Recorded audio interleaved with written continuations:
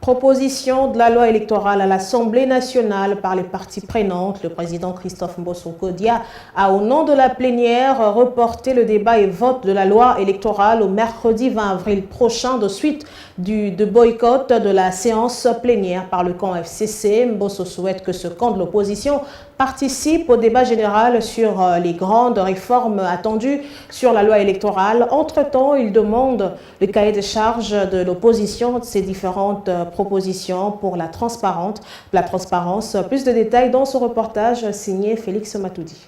Votre bureau vous propose que ce débat soit reporté à mercredi. Nous n'avons rien inventé. C'est une initiative des collègues que nous soumettons à l'ensemble des honorables députés. Elle est désormais reportée à mercredi 20 avril prochain. Cette séance plénière, pourtant convoquée ce jeudi pour l'examen avant les votes de la proposition de loi modifiant et complétant la loi de 2006 telle que modifiée par la loi de 2011 portant organisation et fonctionnement des élections en RDC. À la base de ces reports, plusieurs contestations à en croire Christophe Mbosso qui ont été enregistrées au sein de la classe politique congolaise au sujet de cette proposition de loi portant révision de la loi électorale.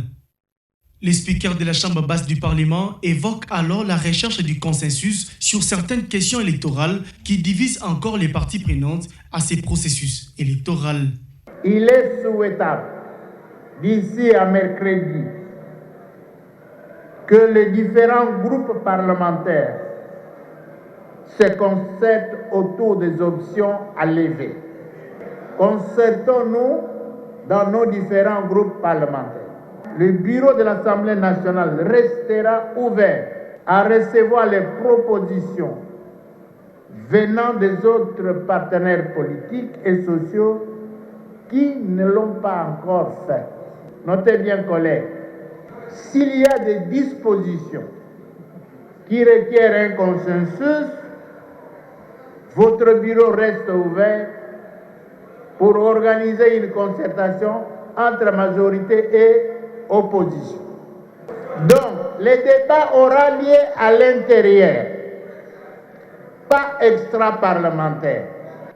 Ce délai de pause permettra à son bureau et aux différents groupes parlementaires de recevoir les avis des uns et des autres pour des solutions consensuelles aux grandes réformes électorales attendues. Plusieurs sujets faisant partie de cette proposition de loi seront traités, c'est notamment la question liée à l'interdiction des cumuls de candidatures à 2 scrutins de même degré et des portés comme suppléants, ascendants ou descendants jusqu'au 2e degré inclus.